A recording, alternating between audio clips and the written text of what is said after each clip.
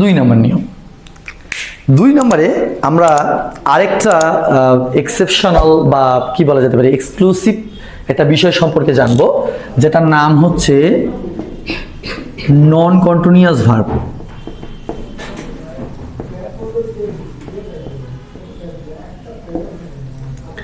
তোমরা অনেকে রয়েছো এই টার্মটা হয়তো প্রথমবার শুনলে, অনেকে প্রিভিয়াসলি আমার ক্লাসে শুনেছ, বা অনেকে শুধুমাত্র শুনেছে কিন্তু এই ব্যাপারে বিস্তারিত জানো না। ঠিক আছে, আজকে 2 নম্বর নিয়মে আমরা যে টপিকের ব্যাপারে আলোচনা করব বা যে ভার্বের যে ফর্মের ব্যাপারে আলোচনা করব সেটা হচ্ছে নন কন্টিনিউয়াস ভার্ব। আমরা এর পূর্বে কন্টিনিউয়াস ভার্বের ব্যাপারে অনেক শুনেছি, present continuous, present perfect continuous, past continuous, past perfect continuous, future continuous এবং ফিউচার পারফেক্ট কন্টিনিউয়াস। কিন্তু নন কন্টিনিউয়াস ভার্বের ব্যাপারে আমরা খুব কমই শুনেছি বা খুব কম জানার আমাদের সুযোগ হয়েছে আর কি। ইংরেজিতে অনেক ভার্ব রয়েছে যাদের কন্টিনিউয়াস ফর্ম ব্যবহার করার অনুমতি ইংরেজি দেয় না। বোঝা গেছে কি বলছি? আমি আবারও বলতেছি, ইংরেজিতে অনেক ভার্ব রয়েছে যাদের কন্টিনিউয়াস ফর্ম ব্যবহার করার অনুমতি ইংরেজি আমাদের দেয় না। সে আমি একটা কথার কথা বলতেছি, আমরা যে কোনো সেন্টেন্সকে প্রেজেন্ট ইনডিফিনিট বা কন্টিনিউয়াস টেন্সে লিখতে পারি। আমি যদি বলি যে দ্য বয় প্লে, আচ্ছা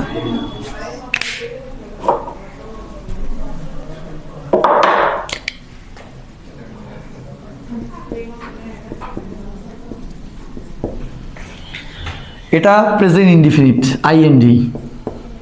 আমরা চাইলে এই বাক্যটাকে প্রেজেন্ট কন্টিনিউয়াস টেন্সে লিখতে পারি। কি হবে তাহলে?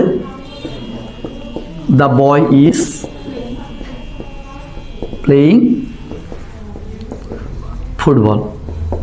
এটা কন্টিনিউয়াস টেন্স, আমরা সবাই জানি, তাই না?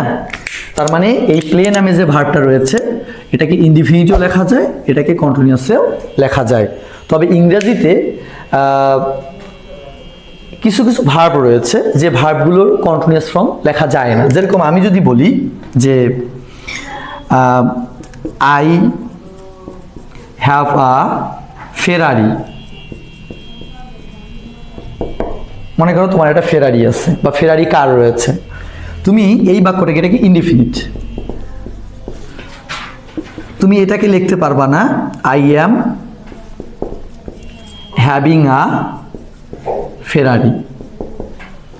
এই যে কন্টিনিউয়াস টেন্স তুমি যদি লিখতে চাও, এই সেন্টেন্সটা গ্রামাটিক্যালি কারেক্ট হলেও এই সেন্টেন্সটা 2 নম্বর যে সেন্টেন্সটা রয়েছে গ্রামাটিক্যালি ইনকারেক্ট। কেন ইনকারেক্ট? কারণ এইখানে যে আমরা হ্যাভ ভার্বের কথা বলতেছি, এই হ্যাভ ভার্বটা হচ্ছে নন কন্টিনিউয়াস ভার্ব, অর্থাৎ এই ভার্বটাকে ইনডিফিনিট টেন্সে লেখা যাবে কিন্তু কন্টিনিউয়াস টেন্সে, সেটা প্রেজেন্ট কন্টিনিউয়াস হোক, পাস্ট কন্টিনিউয়াস হোক, পারফেক্ট কন্টিনিউয়াস হোক, অথবা প্রেজেন্ট পারফেক্ট কন্টিনিউয়াস হোক, পাস্ট পারফেক্ট কন্টিনিউয়াস হোক, অথবা ফিউচার পারফেক্ট কন্টিনিউয়াস হোক না কিছুর জন্য, এই কন্টিনিউয়াস টেন্সগুলোতে এদেরকে লেখা যাবে না। বোঝা গেছে কি বলছি? তার মানে আমি যদি এই বাক্যের শেষে নাও কথাটাও ব্যবহার করে থাকি, নাও আমরা জানি যে কোনো বাক্যের মধ্যে নাও, অ্যাট দিস মোমেন্ট, এই জাতীয় কথা উল্লেখ করা থাকলে বাক্যগুলো প্রেজেন্ট কন্টিনিউয়াস টেন্সে হয়। এখানে যদি আমি নাও কথাটা উল্লেখ করেও দেই, তাও এই বাক্যটাকে প্রেজেন্ট কন্টিনিউয়াসে লেখার সময় বা মানে প্রেজেন্ট কন্টিনিউয়াস সরি যাবেই না, মানে লেখার সময় তোমাকে কি করতে হবে? প্রেজেন্ট ইনডিফিনিট টেন্সই ব্যবহার করতে হবে। এই যে অ্যাম হ্যাভিং কথাটা এখানে ব্যবহার করা যাবে না। অনুরূপভাবে আরও অসংখ্য ভার্ব রয়েছে যাদের নন কন্টিনিউয়াস ফর্ম ইংরেজি মানে কন্টিনিউয়াস ফর্ম হয় না, এবং তাদের নন কন্টিনিউয়াস ফর্মটাকে আমাদের কি করতে হয়? ব্যবহার করতে হয়। তার চার্ট আমি তোমাদেরকে দিয়ে দেবো। মানে আমি 2-1টা ভার্ব বলে নিই, যেমন অ্যাপিয়ার রয়েছে নন কন্টিনিউয়াস ভার্ব, তারপরে লাভ রয়েছে, যেরকম আমরা মানুষকে আই লাভ ইউ বলতে পারলেও আই এম লাভিং ইউ কথাটা বলতে পারি না, ঠিক আছে? এটা গ্রামাটিক্যালি ইনকারেক্ট হয়ে যায় তাহলে।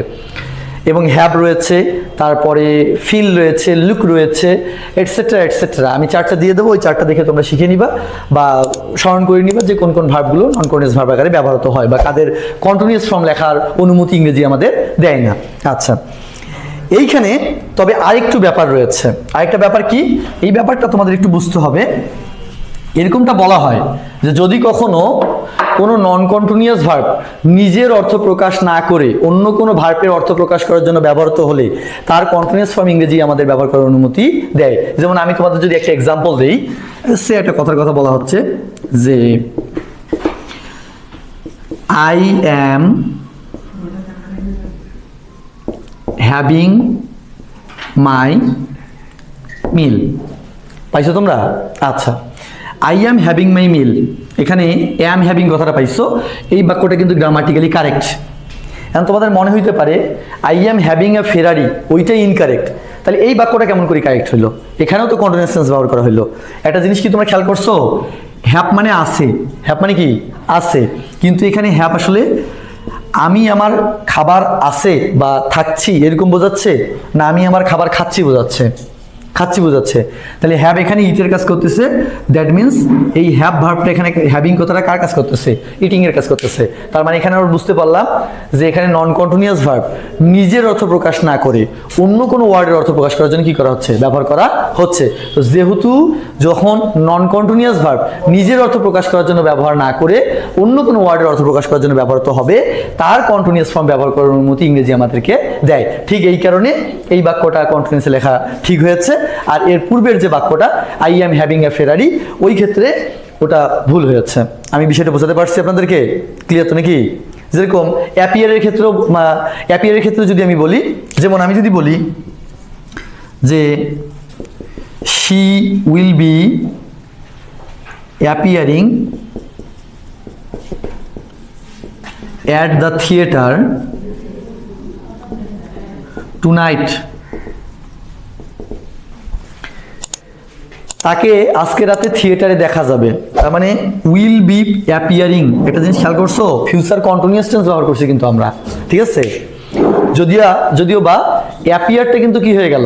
নন কন্টিনিউয়াস ভার্ব, কিন্তু এখানে will be appearing continuous tense আমরা ব্যবহার করছি। কেমন করে এটার কন্টিনিউয়াস টেন্স ব্যবহার করার অনুমতি আমরা পেলাম? আমরা এই জন্য পাইলাম যে উইল বি অ্যাপিয়ারিং কথাটার অর্থ হচ্ছে এখানে পারফর্মিং, ঠিক আছে? She will be appearing at the theatre tonight, এই বাক্যের মধ্যে অ্যাপিয়ার নন কন্টিনিউয়াস ভার্ব, কিন্তু তাও আমরা এর ফিউচার কন্টিনিউয়াস টেন্স ব্যবহার করছি।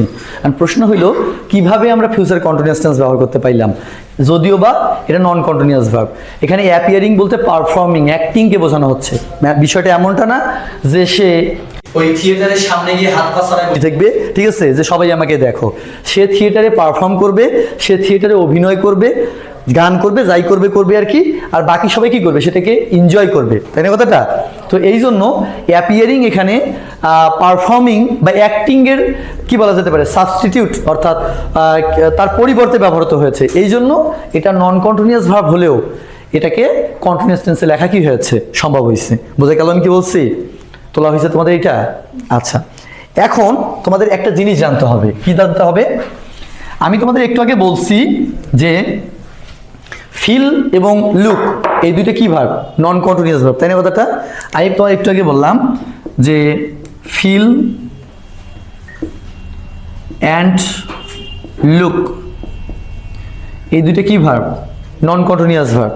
কিন্তু তোমাদের যে ইংলিশ সেকেন্ড পার্ট বোর্ড বই রয়েছে ক্লাস 9 and 10 এর, অর্থাৎ নবম দশম শ্রেণী, এনসিটিভি কর্তৃক যে বইটা দিয়েছে, এই বইটাতে আমি দেখেছি ফিল এবং যে লুকের কথা বলা হচ্ছে, এই ভার্ব দুইটা যদিও বা নন কন্টিনিউয়াস ভার্ব, ইংরেজি এদের কন্টিনিউয়াস ফর্ম ব্যবহার করার অনুমতিও আমাদেরকে দেয়। অর্থাৎ তুমি যদি এই দুইটা ভার্বকে কন্টিনিউয়াস টেন্সে লেখো তাও বাক্য সঠিক। যেমন আমি যদি বলি আই ফিল ওয়েল, এই বাক্যটাও যেরকমটা কারেক্ট। আমি যদি বলি আই অ্যাম ফিলিং ওয়েল, এ বাক্যটাও কারেক্ট। অনুরূপভাবে যেমন হি লুকস অ্যাট মি, এ বাক্যটাও যেরকম কারেক্ট। আমি যদি বলি he is looking at me, এ বাক্যটাও গ্রামাটিক্যালি কারেক্ট। এই সারটা শুধুমাত্র কার ক্ষেত্রে দেওয়া আছে? ফিলের ক্ষেত্রে। আর লুকের ক্ষেত্রে কি দেওয়া আছে? এই সারটা দেওয়া আছে। অন্য ক্ষেত্রে এই সারটা কিন্তু কি নেই? দেওয়া নেই। সুতরাং ফিল এবং লুক যদি কোনো বাক্যের মধ্যে থাকে এবং বাক্যটা প্রেজেন্ট কন্টিনিউয়াস টেন্সে লেখার প্রয়োজন পড়ে, তুমি কন্টিনিউয়াসেও লিখতে পারবা, আর তুমি চাইলে সেটাকে কি করতে পারবা? ইনডিফিনিট টেন্সেও লিখতে পারবা। আশা করি তোমাদের এই বিষয়টা আমি বুঝাতে পারছি এবং নন কন্টিনিউয়াস ভার্বের ব্যাপারে তোমরা ভালো করে বুঝতে পারছো।